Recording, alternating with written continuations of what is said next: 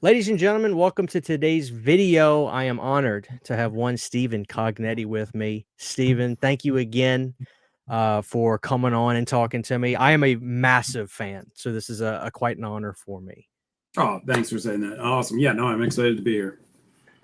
So I'll get right into it. At the time of this recording, today is October 29th. Hell House Lineage premieres on Shudder tomorrow, or is it Halloween Day? Or Yeah, it's tomorrow, not Halloween Day. It comes out, and I've got a lot of questions from fans. People are asking, does that make it live on Shudder at like midnight tonight on October 30? And I don't know. I wish I did know, because a lot of people asked me that today. are you, so this movie went to theaters and I was there. I went to the theater. I'll tell you my story how I became a big fan of yours, because it was Yeah, not from Shudder or anything. It's quite a funny one. But does this coming out on Shudder feel like it has as much weight, you think, as opposed to this movie premiering in theaters? Do you feel like is it stressful at all? Are you waiting to see a whole new wave of reviews from fans, or how do you feel at this point?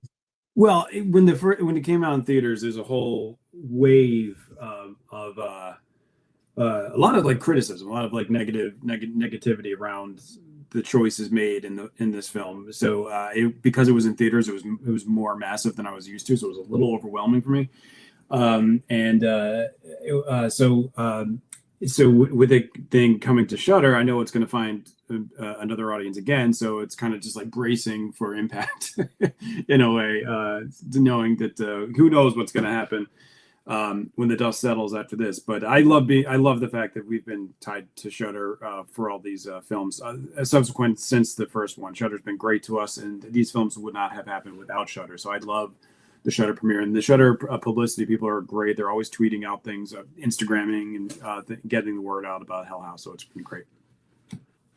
Excellent. Yeah, so I'm excited. So again, he doesn't know if it's coming. I've been asked that too, and so by the time this is out, which should be on the 30th, that means that you guys can go out and watch Hell House Lineage. That's what I think. I remember like in Origins, the last one that came out in 23. I'm pretty sure on the day, which was the 30th, I think it was available all day. It wasn't like nighttime at some time on the 30th. It was October 30th.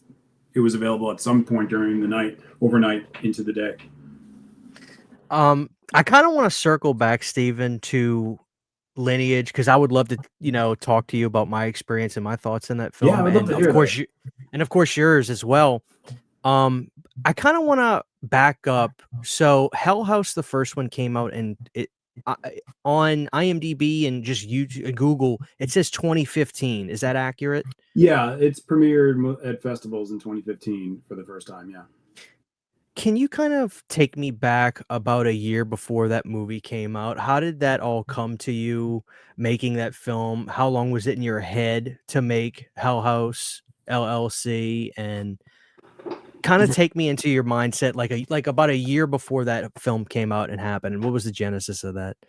A year before that was just a lot of it was when we shot. So it was like we shot the film, I had it in the can, and that was like a long process of editing. It was a lot of stress getting it ready for distribution, getting ready for festival. So it was like a year-long process of post-production, because I'm a one-man team in post-production. I was doing the editing, kind of learning everything on the fly, how to do everything. So that was a long process. But the actual process of writing the script and then getting into production, that took a lot longer. That took about 2 years. Just when I had the concept, I knew I wanted a Halloween haunted house gone wrong concept, and had a lot of scares in my head about what could happen to this group of people while they're in there setting up. And just, it was like a lot of rewrites of like, what's the best angle to show this, and like how to tell their story about what happened while they're setting up this haunted house, and then the tragedy. And so it eventually landed on the FOW doc format, and I like that because it also helped us with our new budget as well. But I didn't just land on that just for budget purposes only. I landed on that for it was mostly creative. That I just thought that was a fun, interesting way to tell the story, was in that lens. Amazing. So before that, even I guess I should say this is how ignorant I am to how long the filmmaking process is. On paper, it looks like Hell House was the first thing that you've done, but I'm sure like it's not, right? Have you been My first doing feature. film It was my your first first feature feature? film. Yeah. So in film, filmmakers usually, I think, once they're done with school, they do a lot of shorts or they work on a lot of other projects. And I think for every filmmaker, someone who wants to dive into directing, you gotta pace yourself and know when the right time is to jump into your first feature. So I'd done a lot of things before Hell House, but not a feature film, which is a whole beast on its own. So that was my first time diving into feature filmmaking. So if you can, I want to tell you this little story about how I found you in Hell House. Yeah. It was 20 it was either Christmas 2016 or 2017. I remember I was buying just a Christmas gift for a friend of mine, and I remember it was Silent Night, Deadly Night, on Blu-ray. I was getting them the Scream Factory, and I didn't really use Amazon that much at this point, so I eBayed a copy of it, and I sent it to my house, and I remember I was just gonna give it to him from that package, but when I got the package in, I felt it was a little heavier. I was like, "It feels like something else is in here." So I was like, "Let me just open it up and see." This eBayer, I wish I knew who it was because I wanted to thank him after this, but I can't really find a way now. It's been so long to find out, who sold it to me, but Yeah. I opened it up, and sure enough, there was this black DVD case, and it said Hell House LLC Oh, no Director's way. Cut, Yeah. and they just put it in here. So I was like, "What the hell is this?" And sure enough, my curiosity got the best of me, and I should say before, I am a huge found footage just freak. I go out of my way to watch any found footage film I can, and I don't know if you would agree with this sentiment, but the thing I love about found footage and why I think some people can get turned off by it is when you watch a good found footage movie, there's really nothing quite like it, but when you watch a bad found footage movie, there's nothing quite like it, They can be they can be Yeah. 2 Yeah. ends of the Yeah. and I remember putting on this movie, and I'm sure you can understand, I'd never heard of Hell House. I'd never seen, quite frankly, Oh, anybody talk especially then, about it. nobody in 2017, nobody knew of Hell House. Nobody, which is another thing I wanted to Even explore even my with you. friends didn't know of Hell House. Well, this is the interesting thing, I wanted to explore this with you. So I take this DVD and I show my wife this, and I'm like, let's just throw this on. Let's give it hell. And there were within about 10 minutes, I was just sucked right into the movie. And I don't know how much people tell you how effective that little simple piano score is that plays in the beginning. It's Hmm. brilliant. Yeah. It made the hair on the back of my neck stand up listening to it, and the interviews and that mockumentary style, it sucked me right in. And, you know, one of the things that has stuck with me is a few things, quite frankly, just how much I enjoyed it, the cast and that clown. Where did that come from? And that design, was that something that pre-existed or Kind of. The clown was based on some concept art I had made for in pre-production process, and the basic idea was there that pale face with some blood around the eyes, and it was supposed to be those blank features, but we ended up the person who was supposed to make it custom totally crapped out on us, and so like a day before filming, we had to find a clown mask that was as basic as possible, and then our makeup artist kind of rigged it to kind of fit the concept art. So we just kind of got lucky that way that we were able to pull it off because isn't that we almost had crazy? nothing. Yeah, but yeah, it was that was kind of like the whole. But it fit the original. Even still, even kind of rigging a mask that was already being used, we were able to make it fit what was the original intent. So that worked out. That film, that first Hell House film, I just find it to be well, I wanted to ask you this, Well, you by the way, know that's such an awesome story. That's so random. Of all the people have told me like how they found Hell House. Never heard it like that. Just randomly getting it sent to them on DVD. luckily by someone who had really no intention. Where did that come from? Like, why did this seller Why did they even give it away? Was it still in the cellophane? Was it still in the plastic it wrap? was Or not in this it was not in the so I cellophane. It wonder if they was watched it and were like, I hate this movie so much, I have to get rid of it in the next package I send out. you know what? Well, it was fate. I believe in fate. I believe in stuff Yeah. like that, and it's become legitimately one of my favorite. I really am a fan. I mean, I'm sure you've seen people show this off, but I think I was the first person to pre-order this. I love what Umbrella did on that package. I think they did such a great job. It's such a cool package. The contents within it are awesome. I love it. That's so cool, and that's so cool that you have one yourself. But that came out. I think the original DVD director's cut was something we did with a company called POV Horror. They're different from the digital distributor. So that was like must have been a year after its release. So it must have been 2017. Oh, right about then, yeah. Yeah, about like so it's probably like a year and a half after its release. So I would say and they I got in touch with the head of that company that we were just talking, and he said like, hey, you ever thought about making a DVD of the film? And I was like, no. He's like, well, if you send me a bunch of stuff like cutscenes, commentary, anything you have to add to the DVD, like we'll see if we could package it. And that came together pretty well because I had cut a lot of scenes that I thought like, ooh, how can I shoot? Like, if anyone's ever interested at the time, Hell House was kind of a small entity, so I was like, I don't know if people ever want to see what was cut from the film, but if so, here you go. I was so happy with what they did, and then obviously the box set's really cool as well. So let me ask you this, Stephen. Can you kind of take me into your head between 2015 and around 2018 when Hell House really came to life, essentially? Mm-hmm. I'm assuming on Shudder. Can you kind of take me inside of your head around this time where, to your own admission, you made it sound like Hell House was not exactly a household name, more so the way it is today. I mean, millions of people are fans of these movies now. What was that like?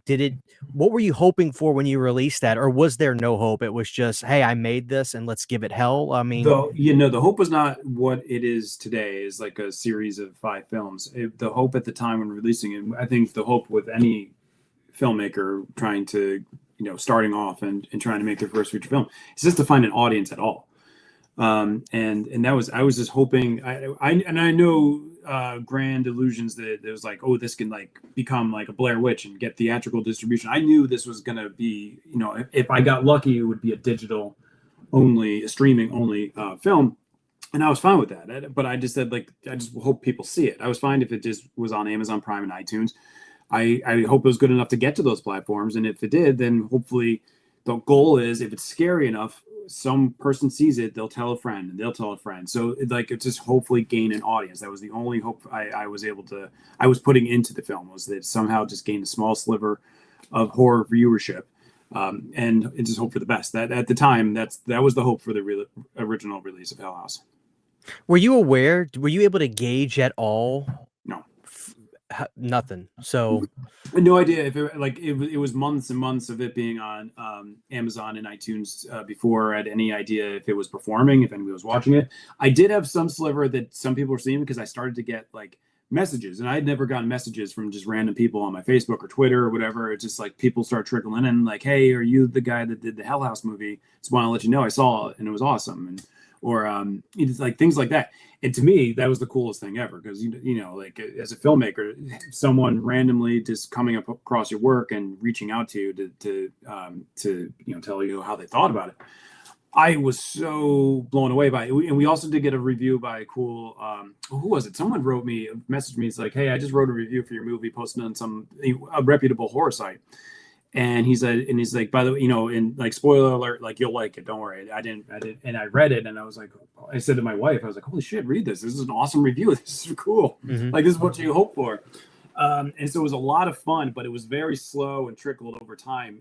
And Hell House, I think to this day, is a very slow growing fan base, audience. I think like even through like the pandemic in 2021, I think it started gaining more audience as well. I think even when you say by 2018, I think by 2018 it had like a very small viewership, but not much. And I think it still kind of grew a little bit from there. It was, and so, I mean, again, when I say grew, and where we're talking about where in terms of other franchises and horror franchises and you know, the Terrifiers and Paranormal Activities, we are still very small potatoes. But I'm just talking in our um, own world of very low budget indie horror. I was very proud of like the audience that it did gain, and it was fun to watch that. But it grew so slowly over time.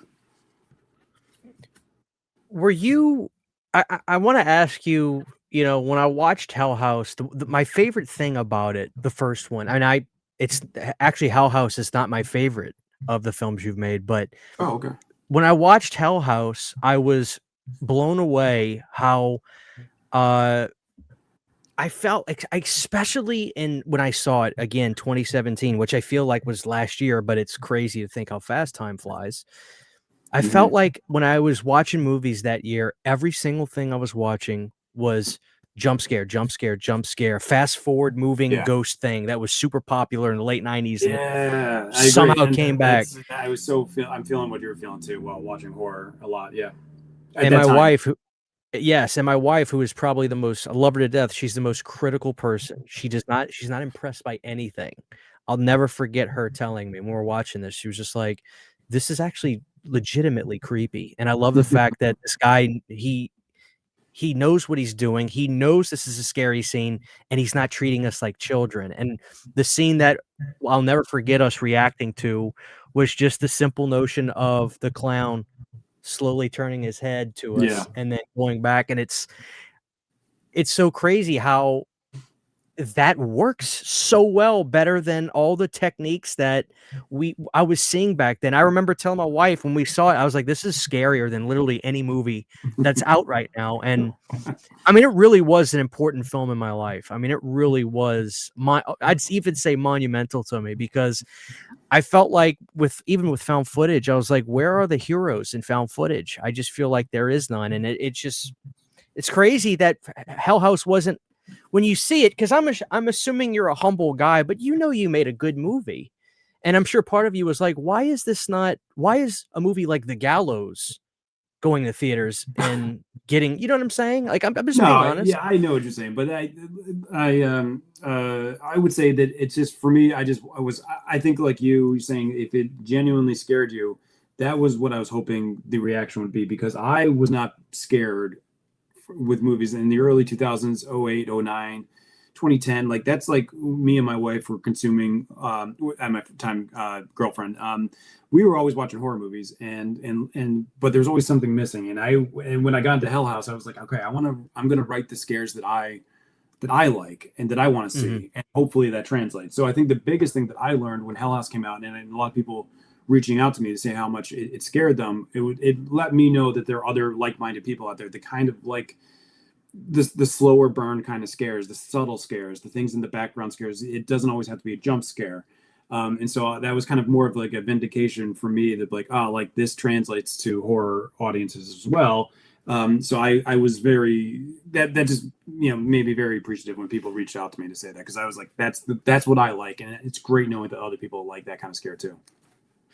So a few years go by, and then I gotta be honest with you, I think at that time, I wasn't really plugged into keeping up with news. I had Shudder, but I'll be honest with you, at the time, it was simply to just check out the Joe Bob shows every now and again. Mm-hmm. And to be honest, I went on Shudder one day, and featured on there was Hell House 3. I think this was around right before COVID, maybe 2018. Yeah. And so I was like, "Holy crap, Hell House 3." And I when I watched those films, I enjoyed them, but I gotta tell you, Steven, the truth is, I enjoyed those 2 movies much more as I would go back and revisit them. I was so impressed how did you plan to tell a story with this? Was this an opportunity that came out of the success of Hell House, or what was the buildup for the 2 movies? And was it Well, a I think 2-movie deal at the time, or no, there wasn't. It wasn't. There's no deal. So there's no deal. It's again, all from the fan perception, to me, they just popped up and they were on Shutter. So as a fan, I yeah. assumed, "Hey, we love this. Give us more of them." You Well, know? no, I mean, I was lucky. I think Hell House 2, there was no deal in place with Shutter at all. I just went out and made it. and it was like, literally just like, let's get the gang back together. But no, that wasn't the plan. Was the thing about the original script, and this is kind of the way I like to write, and I think it came through a little bit in the original, is that I like to place breadcrumbs of storylines, and like the story that's like, there's more out there if you're looking for it. Like there's more to our story than what you're seeing just on screen. And I like that Mhm. there's things you can infer. There's there's subplots that really never get answered or tied up, and things about the cult. So it was always there to make more within the world, more movies within the world. It was always there if the opportunity came. But that was not like the plan. It was like, when I was making, I was like, this could be a trilogy of films. That was not the plan. It was more of like, I like writing storylines that are kind of open ended, and have like a little bit more mystery to them. Mhm. That if someone said, "Hey, could you make a sequel?" It's there. Like the foundation for it's there, because there's more story threads that have not been tied up in the original. So that was the plan, though. But Shudder got involved after I made Hell House 2. They said, "Hey, Hell House 1 is performing really well on our platform. We'd be," and they weren't. This is not them talking to me. There was always a distribution company in between me and Shudder, Terror Films, who's been our partner from the beginning. And they said, like, the original's performing very well. So if Stephen made a second one, we definitely would like to host it on the platform. So that was great. I like that. And then by the time we were rolling to the third, then Shudder was involved beforehand, which is good, because it just made things like less of a gamble, and like, because knowing that it already had a home before you go into production is great. Because when I made 1 and 2, I didn't know where they were going to end up, like if they were going to end up anywhere at all. But Right. 3 was when we knew going in that it was going to be a Shudder original premiere. And then obviously Origins as well afterwards, and Lineage. But that's how. But they didn't get involved till after 2. Between the 2 films, Steve, I'm just curious. I don't know if if they're all your kids in a sense and you love all of them. Mm-hmm. Um, like I said, going when I first watched those movies, I certainly liked them, but I swear every time I go back and watch them, I'm more impressed by them and I pick up more stuff, and I find 3 to be just extremely underrated. When I look at what people say about 3, I love, the actor's name, but, the guy that comes in and he's running the hotel, that guy was just Yeah, fantastic. I Principal loved him. Gabriel. Yeah. I I I'm really impressed by 3 more and more between the 2 when I go back and watch 'em. I'm just curious, between those 2, did you have one that I don't know if you had more fun making one of them, or if one was more challenging to do? Uh, two, two was a problem. Two was tough, and I think two was tough because it was going into two. I think the problem with two is that I rushed it, and I think I got a little too ahead of myself. Is when one started to take off a little bit, I said, like, I think we have to go into production and make the second one, because we're fresh in people's minds. And yeah, I don't know why I thought that people would just forget about Hell House if we didn't make it now. So I feel like I rushed two, and therefore we were underfunded. We had less of a budget on two than we did the original, and also we had less shooting time. So two was just a challenge in a lot of, like, on the production front. And I wish I could take that back and have taken my time more with two. But the third one was, but I mean, too, I think there's this, yeah, not to say that it was a bad experience, because I had such a great experience working with everybody on two, and the cast and crew. The third one was just more of a challenge because it was such a big cast. You had the Insomnia cast, we had the Hell House crew, we had, people from two coming back in. It Mhm. was a lot to manage. It was just like a lot of moving parts, and, like, and again, like a very tight, like 11-day schedule to get it all in. That's what I remember the most from three, is just the onset, the production challenges, of just the logistics of all the people flying in different times from different parts of the country, trying to get them all into this, like, tiny, in the middle of nowhere town in Pennsylvania where we're shooting, and hotels and all that stuff. So it was more of a logistical challenge, but yeah, but I think that's what I remember from between the two. And between when did so I wanted to ask you, I actually watched this without even realizing it was you. A25 Forest Road. I remember, again, it came up on Shudder Okay. Yeah, as that's a a Shudder original as well. They got behind that film, and that was great. And maybe about halfway through, there was something about it, the pace of it, the way some of the imagery was, that seemed so familiar. And sure enough, while I was watching it, and it's a compliment. I mean, No, I know it. as I was watching it, I'm very complimented to hear you say that. I yeah. appreciate it. Yeah, I was And hoping as that. I was watching it, I was like, let me see who this is. And sure enough, there was your name. How did that was that I don't know a lot about that film because I'm a Yeah, fan. Sometimes I don't go out of my way to just learn all the stuff I can. Was that sure. something you wrote? Was that a script that came to you? Yeah, How did that movie come? I wrote that right after Lake of Fire, the third Hell House, and it was when I was thought I was done with Hell House, and I wanted to get into something original, and I wrote that. Then the pandemic hit, so I was like, I don't even know if I'll ever make another film again, though. But the opportunity came. A production company out in LA, uh,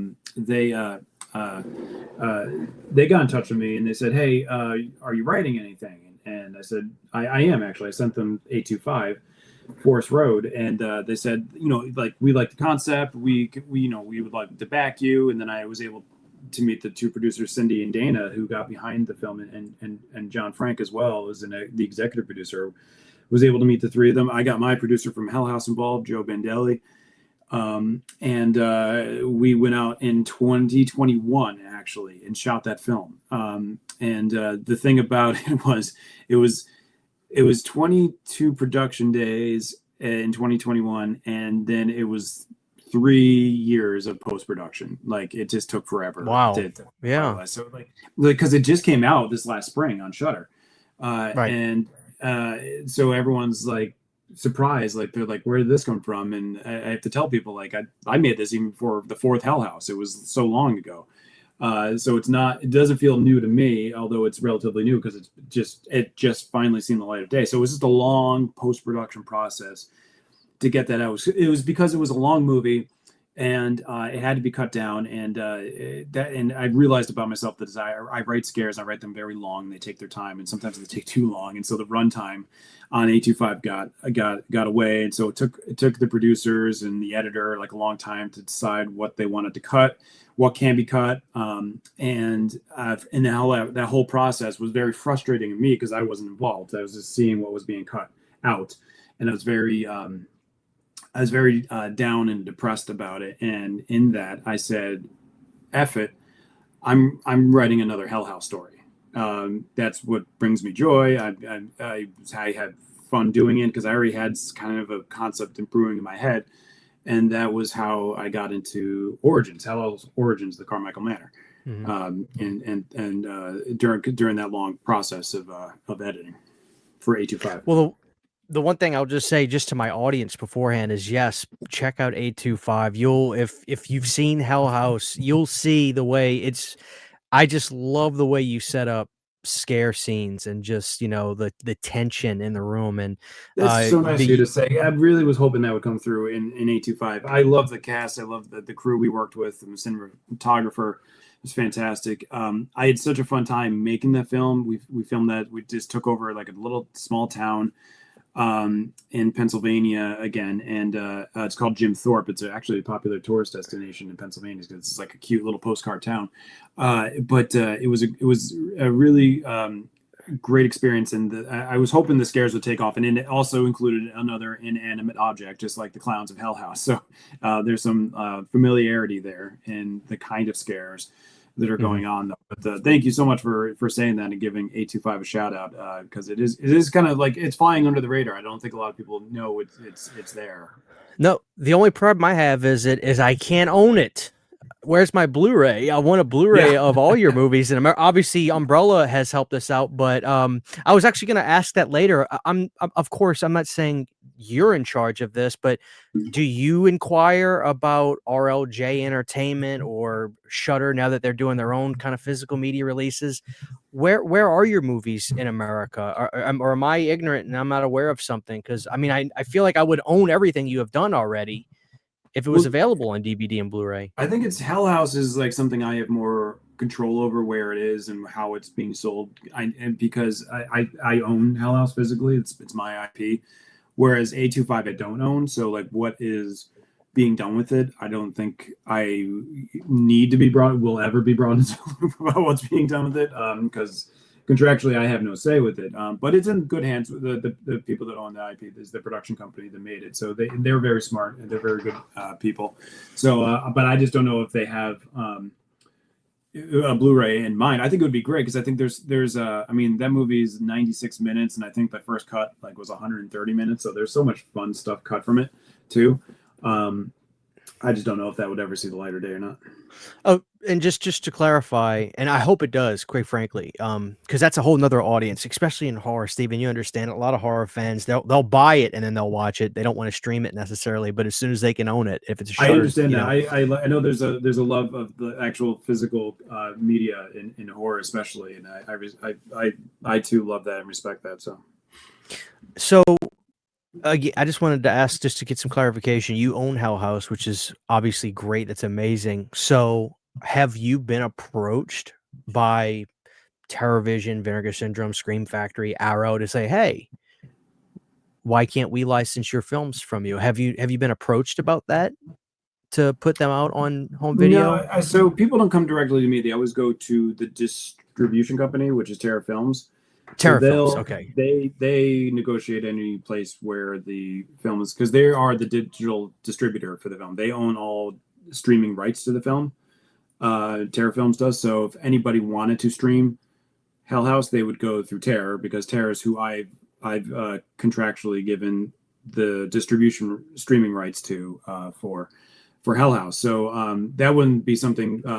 While I own the IP, I have someone who's licensed to stream it, which is Terra Films. So they own all the streaming rights. So anybody would come to the anybody wanted. So for instance, Umbrella, they wanted to make the Blu-ray set. They make the deal with Terra Films first. Terra Films approaches. Yeah, and they, like we talked about earlier, they absolutely killed it. I was so happy to own these movies, which brings me. I don't want to keep you too much longer. Yeah, But I have to tell you, at the behest of just sounding like a fanboy, you can. I'm sure you've never heard of my channel before. I don't have a very, very big channel, but anybody that knows me from my channel knows that I said every second I could that the best horror film of 2023 was Hell House Origins. I Thank you went so much. online and I would tell people, I would say, I don't know how this son of a bitch did it, but he made a movie scarier. I said, if you like the first Hell, I said, I would tell people, I guarantee you this one's even scarier. And I gotta ask about that film. First off, where you filmed it was just so creepy.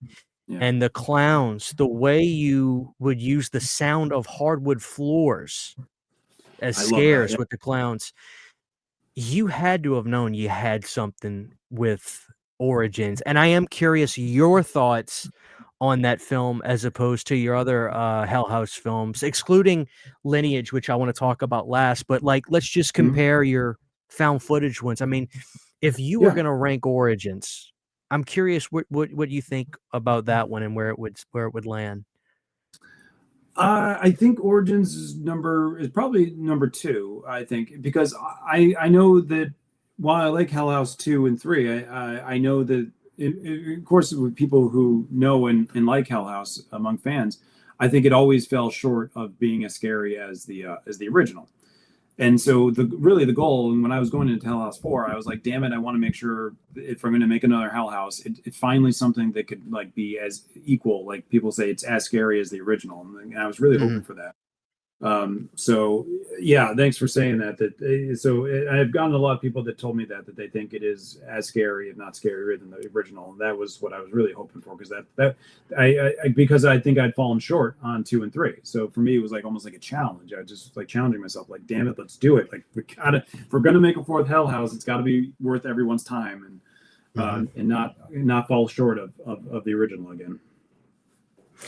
Well, and again, I'm sure that could be a criticism. You might have had fans tell you about 2 and 3, but again, I really think those films have the best rewatch value with, the No, I found footage agree. Hell House I that you think people made. that watch them, like, if people didn't like it upon first watch, they like you said you did for 3. as well.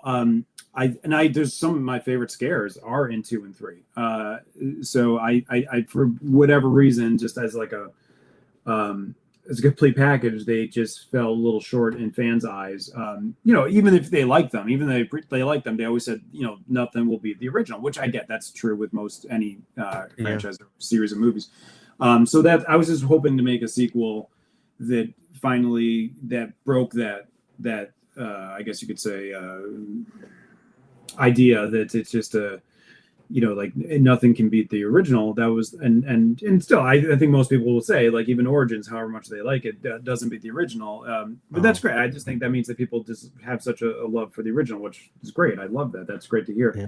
But I was just that was the whole goal. I was just hoping there would be something that people can go into Hell House Origins, the fourth one, and really have that feeling all over again they did when they saw the original.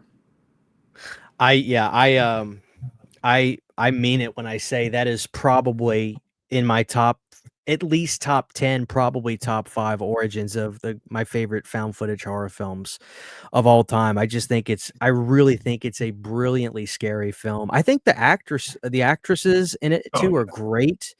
Destiny And and yeah, Bridget were just there's so many things happy like accidents that happen. I wouldn't call them accidents, but like finding the manor itself was just like luck. where was Finding that, if you don't mind me asking? Because the as location is it's out the closest city it's near is Scranton, Pennsylvania. So it's closer to where I live, and I live in Scranton, Pennsylvania. It's like out in rural Pennsylvania, out far like outside of Scranton. oh, man, it's just even that kinda brick or whatever it was, that stone look of that building. I'm from Louisiana, It's built Stephen. in I don't see 1960. no buildings I like know. that around here. You're very new. It's built by the Johnson and Johnson family in 1916, and as a hotel. So when you walk through there, you see it just has like so many bedrooms in it, but it's used as a home now. But it's a home that could be rented for events and now horror movies, thankfully. But finding that was so lucky, and then also casting wise, just with getting a Destiny and Bridget and James to play Chase as well. The three leads in the film, I think I just like completely lucked out with location and cast and origins because they were all just wonderful. Even all the supporting cast around them too were just so great to work with and so much fun. So it's just like Yeah. sometimes you just luck out when it comes like you like the location works, the cast works, the crew works, everything fell in line in origins. I was so happy about that. This may be a weird question, Stephen, but I do have to ask it because, I'm not in a position like you, and I probably won't ever will be.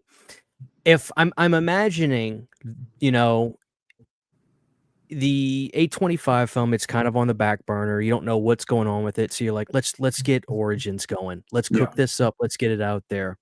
yeah. What is your I know this is a weird question, but I'm genuinely curious. What is your confidence like at this moment before Origins is about to come out? There's a lot of hype for this film. It's coming out on Halloween 2023. What's going through your mind? Are you nervous? Just please, whatever you can tell me about that, because I can imagine in my position, I can take criticism, but I also take everything to heart, whatever you tell me. Yeah. Oh So yeah, yeah. if you got people telling you, "These movies are fine, 2 and 3, they're fine," blah, blah, blah, which again, I still think they're gonna grow in audience even more. But take me through your mind as that movie's about to come out. What do you feel is riding on that? Yeah, I know. I do get nervous. I do because I take the fans' opinions very seriously. So it does mean a lot to me what people think. So I am hoping, really nervous and really hoping that it's going to resonate and it's going to be received well. I have to say, in Origins, I was confident. I think I was more confident than any of the previous films on the eve of their release. I think Origins I was very confident with. Because I thought it looked good. But again, I wrote these scares and and I filmed them and I think they look great. In my head when I was writing them, I thought that could work. I think we'll see.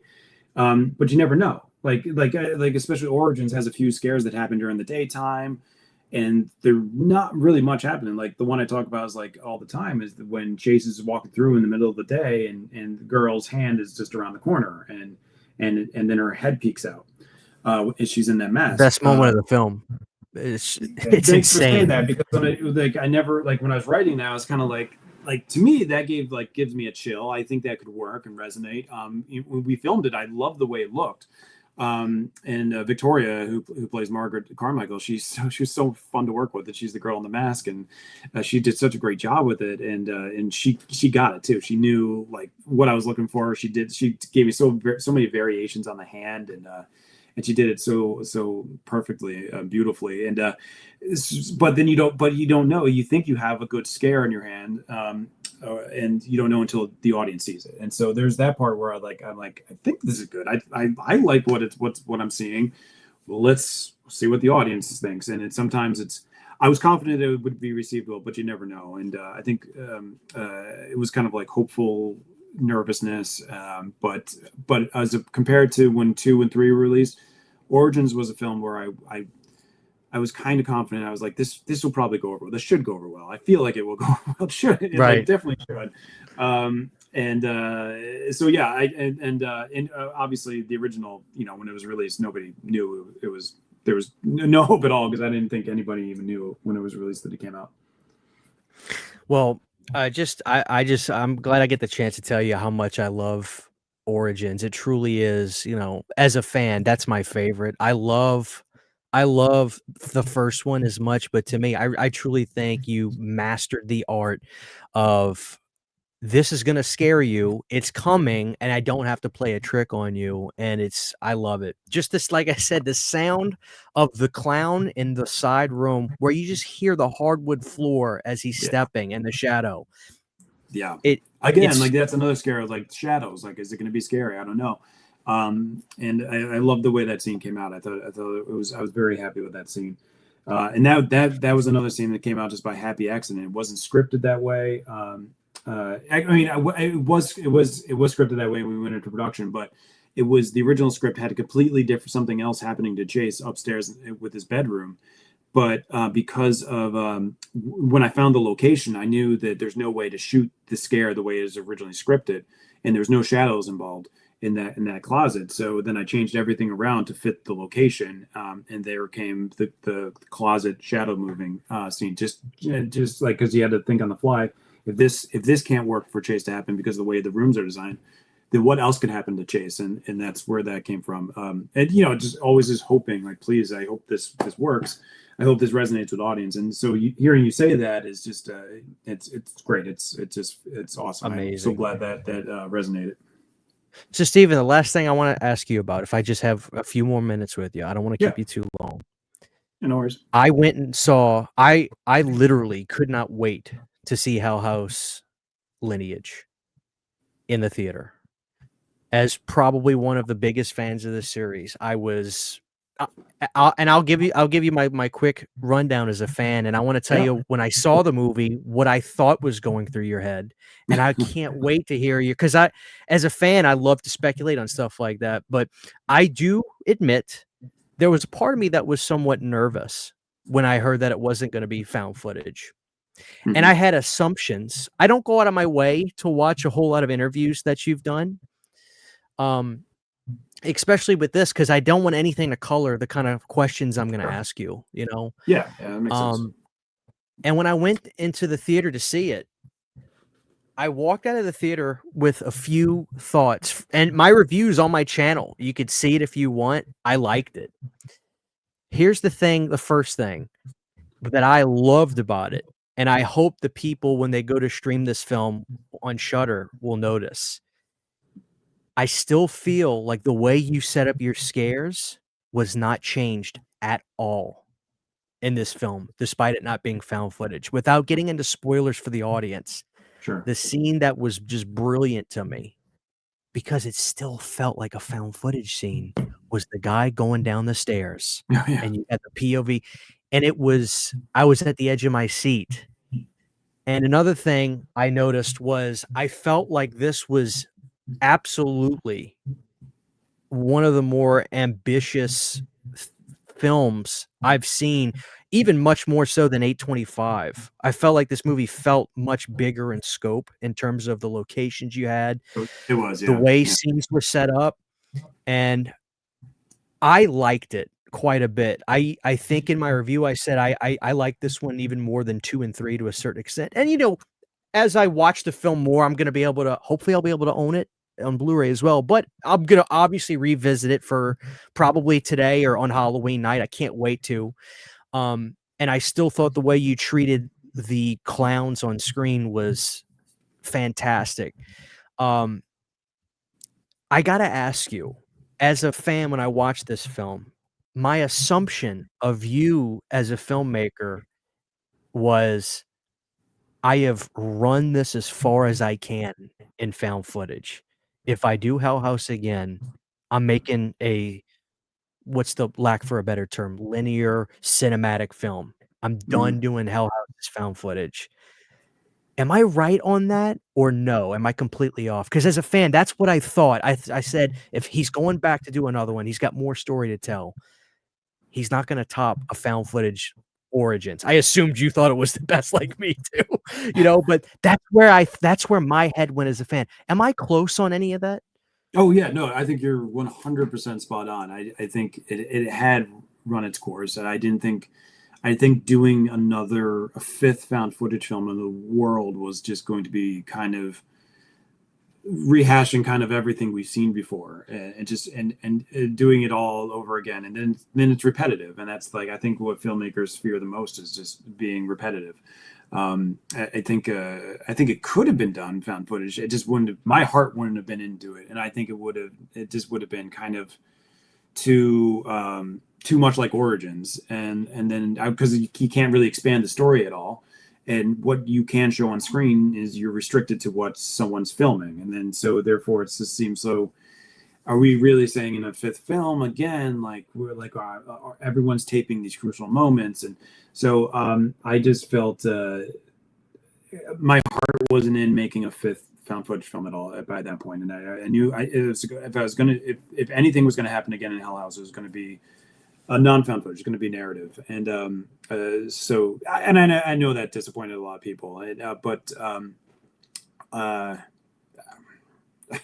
I've read a lot about how the disappointment in that, but listen, I think there's four found footage films out there in the series, so I think there's a little bit out there for everyone now. There's some fun narrative and then the found footage as well. So hopefully it's got something for everyone.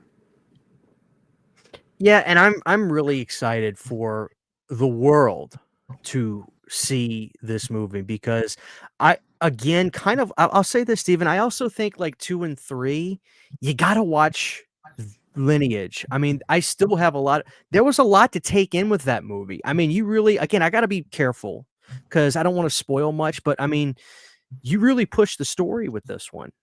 And there was a lot to Yeah, and take that's in. I mean I think if there is any regret is that I did make it to you have to see 1 through 4 kind of mindset to understand Lineage. Um, but I think, yeah, I think in my defense, because when I was going into this, when I wrote it and when we were in production, even in post production, it was supposed to be a streaming movie. I knew it was going to be a Shutter movie. It was a Shutter only movie. I'd never even expected to have a theatrical release. So I kind of thought that it was going to be people were going to watch it on Shutter where all the other films live. So people are going to kind of make it more of a viewing of everything together rather than a solo theatrical watch. So I think that hurt it a little bit. Not that I regret it having a theatrical release, and I love it, especially for the cast and the crew, be able to see their amazing work on screen. I think I'm so happy that we got the theatrical release. But I think in terms of it being so plot heavy, it being isolated to theatrical and not being just the Shutter release where the whole world of Hell House lives, I think is what might have rubbed people the wrong way of saying I have to do too much homework. I haven't seen these films. I didn't even see the second one or whatever. So many things that I don't know what's going on in the story at all. Right. So I think if it were a Shutter only movie, I think maybe then that wouldn't have been so prevalent. The idea that it was so plot intensive and needing knowledge of all the previous films. If it was Shutter only, because you could just say, I didn't understand that, but I never saw the second movie. Let me go see the second movie, and just click, click, click, and you're watching the second movie. Where you can't do that in the theater; it's so isolated. So I think that was a little bit of an issue.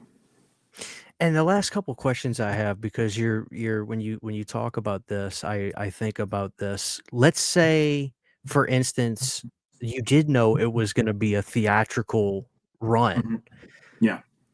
Would you I don't feel like I can't I mean, again, I saw the movie now, it had to have been maybe early September when I saw it. It's been a couple it's been at least a couple weeks, at least or over a month for sure, it feels like, but when you were editing and making that movie, if they would have told you beforehand, before you had it done in the can, do you think it would have changed anything? Even if you before you started filming it in terms of trimming anything down, you think, or no? No, no, no, because I did have the film still in my on my editing screen when I was told we were going to have a theatrical release. So I think all the trimming down would have been done anyways. I think however much I wanted to trim it down for pacing wise, and Terror Films helped a lot with that. Mhm. Uh, because I think I would want to trim as tight, make the film as tight as possible, even for a Shutter audience or a theatrical audience. I think that that's the goal, is like how tight can we make the film without losing what we need there. So I think there would be no changes in the edit. In the script, maybe some stuff in the script going into production, but nothing in post production. So, Because the one thing I last am like really thrilled about with it getting a theatrical release, the one thing that I loved was the fact that that we had this properly scored. Properly, it went to some of the best sound designers I know I've ever met, and they're amazing. And our colorists as well that came with the palette. Like, so it played theatrically well because the sound was amazing, and I was so oh, proud of it the team. rocked the house in the theater. It was phenomenal. I was so proud of the team that did the sound design on it. They were so amazing what they do, and so I was like, so when I was told this is going to be a theatrical release, for whatever homework or plot reasons that that it has its downside to, I thought like, yeah, like this is gonna kick ass on finally on big sound, like big 5.1 sound, because most people streaming don't have that kind of sound system. I know I sure don't. So I was really excited for the sound to play at like its best form possible, which is what theatrical brings visually too, and the score, and then Mark Todd Osborne, who's the colorist, like the palette he put in there, it looked great. So I was really happy to see it on the screen for the visuals as well as the audio alone. So, Steven, you have written every movie that you've made so far, correct? Yes. How important is that to you? If you got an opportunity from, I don't know, Universal, A24, and they say, "We like what you've done. We want you to work with this guy." Is that something you would do, or would you stick to your guns with the way you have done it because it's gotten you Uh, this far?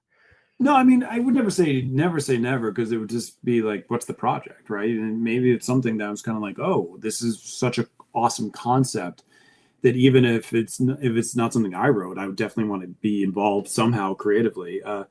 But that conversation never happened. I can't see that ever happening, just because I'm in this place where I do only make what I write, and I like writing because I have a certain style of writing that I like, and a certain type of scare that I like to write, and so I'm having fun doing that. And I've written a lot. I have a lot of things ready to go, script wise, original stuff that I'm really excited to get into. But I hear what you're saying. I would never say blanketly no. There's no scenario possible where I would ever direct Mhm. someone else's script if there's some, as you said, like a Fox, Universal, whoever, A24 was involved. That it would just really just depend on the project. I'd be open to hearing anything, but I just don't see it, because right now my passions are in just directing what I've been writing, and I'm like writing every day, and I'm just having so much Sure. fun, in my own head making these scares and everything. Well, the last thing I wanna say to my audience that we got Steven here is, guys, please enjoy Lineage, watch the film, marathon them. And again, I gotta really tread lightly, Steven, because at the time of this being out, a lot of people probably wouldn't have seen it yet. And maybe you can't say anything. Obviously, I'm assuming you have to work in a certain decorum of secrecy, but I feel like I haven't seen the end of the Hell House world. Yeah. Am I right or wrong about that? No, you're absolutely right. And I think if anyone's listening to this, the lot of the I think the blowback that came from when Lineage came out is that people thought that when I said it was my last Hell House film, that it was going to be the story was going to be very conclusive. And it was like the end. It was like something wrapped up in a nice bow ending, Mhm. and everything kind of explained. And I never intended that. I just meant it was the last film I was making, but the story is ongoing, and there's more to tell for sure. But going forward and going backward, there's just much more in the world that I that's out there that I have sketched out as well, not just like the possibility of it. It's just like there's story out there that I know of that I've written down, and especially with what happens after Lineage and what comes before it as well. So, but it's just what I meant to say is like I personally am not making any more Hell House films. I'm done making them, and for a lot of reasons. The biggest being that these films are just a massive burden to get off the ground, because we're still a ma pa, out of the garage kind of organization. Everything goes through my like tiny little company, just out of like my basement, pretty much. It's like, and it's just we're trying to. It's a very, and I thankfully I work with great people. And my producer Joe Bendelli has been with me from the beginning. Terra Films, they're so supportive. The crew, a lot of them return. We've worked so many times with certain people, but at the end of the day, it's just a giant burden getting this film off the ground with so little resources and just Sure. so it's just I was kind of like I physically can't do it anymore. It's just it's too much, and it was really tough to get this last one off the ground. It's easier when you work with great people, which I do, but it's still something that I'm kind of like I don't want to make movies like this anymore because it's just really it's tough.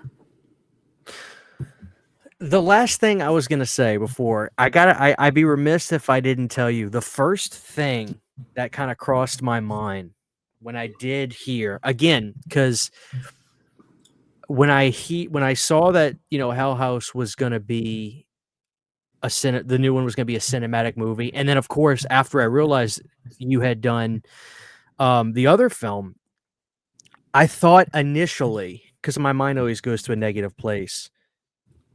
I said, I wonder if Steven just feels like he's not too good for anymore, but outgrown found footage. Do you feel like that at all, or is that still a subgenre of horror that you would love to go back to? And not even Hell House. I'm not talking Yeah. about Hell House, but an original sense. Yeah, It, yeah, that's the thing. I don't think I've outgrown it. I think that I've done four of them, so I think I've done enough of them, and I kind of that's a really good question. I would never say I've outgrown it because I still consume found footage. It's one of my favorite subgenres of horror. I think it's great. I think VHS kicked ass. This new one, Halloween. I I love found footage. Deadstream was I think Shudder's premiere last year. Halloween was such a good found footage it film. was very entertaining, It's Deadstream. so good. Yeah. I mean, so like, and then Midnight with the Devils. It's just like a new way of telling found footage. So unique. What they did over the pandemic with Host, like it's just like original. There's original ways to do found footage that are fun. I feel within the Hell House world, we're doing it over and over again in the same way. I think that wasn't original anymore. I think it might be fun to do found footage in a whole new original way in an original story world. So I would never say no to that. But I feel it is kind of getting redundant and old within this world. So with the Hell House world, I mean. So, but I would never say never again. But I do enjoy making films more in the third person, fly in the wall sense, like 8 to 5, like Lineage as well. So but I would never say I'm done with found footage or I've outgrown it. No, I have a love for found footage so much that I would never say that it never again. There could be some original idea that comes to the head in my mind that says, but yeah, I like this idea, but it's best in found footage, and Right. and that wouldn't make me say, oh, then I'm not doing it. That would not make me say that.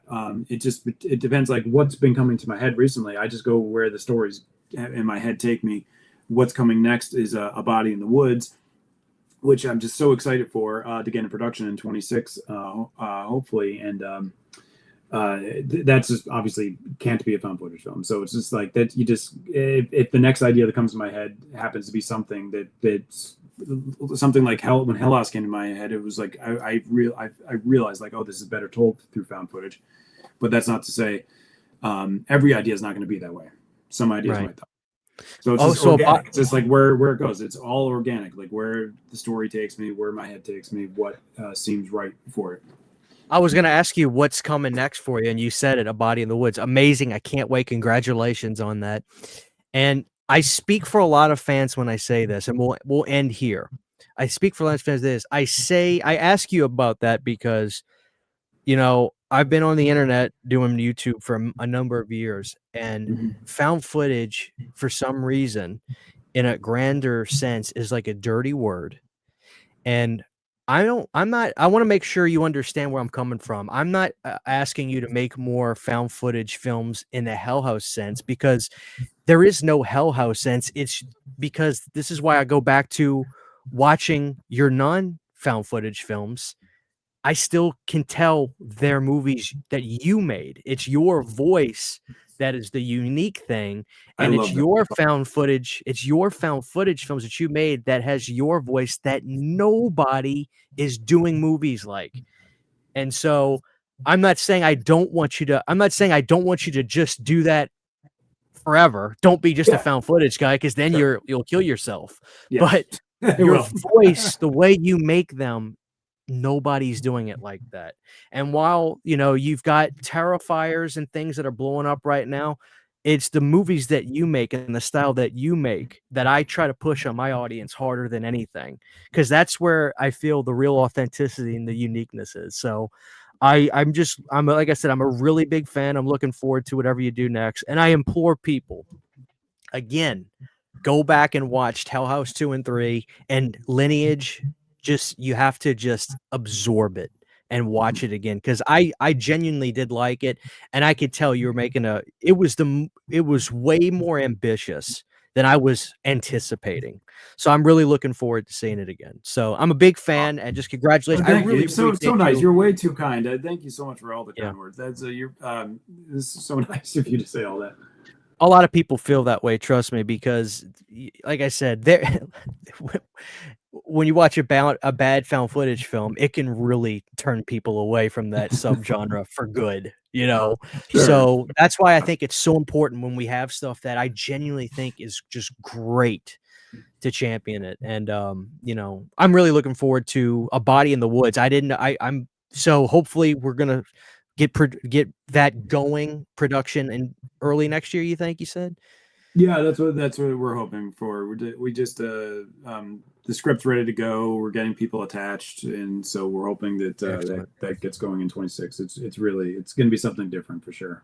Beautiful. Excellent. I'm looking forward to it. Well, Stephen, thank you. If I don't think you need the promotion, but if you do, if you want to tell people where they can follow you, where they can keep up with you, a website, social media, please, and I'll I link it Yeah, down below. I'm best to find me on Instagram. That's the best place. But that's where I am usually. I'm in Instagram.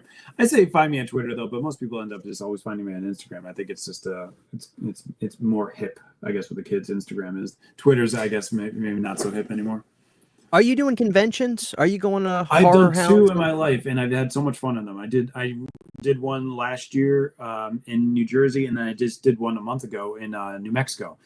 Uh, Morgan Crypt, and I had so much fun at it, and met so many great horror fans, Hell House fans, obviously too. And I had a lot of fun doing it. It's just going to conventions. I've only done it twice, but it's just meet the greatest people. It's just horror fans are just awesome to be around. Amazing. Well, the only favor I'm going to ask of you from this point out, because I know my audience wants it, because my channel is very big on physical media. I'm sure you can tell, but Yeah, start nudging your company in that direction, because we want to own your movies, all of them. yeah, We no. want to own them. I really would love. I hope Umbrella finds a clever way to add an addendum to the Lineage to the box set that everyone's already have.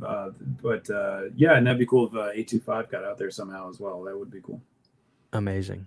All right, Steven, let me just say my audience bye, and then I'll get off with you. But ladies and gentlemen, thank you all for watching. That was Stephen Cognetti with a Amazing interview. Thank you guys. Happy Halloween. Hell House Lineage on Shudder. Go enjoy all of them. Thank you guys and good night.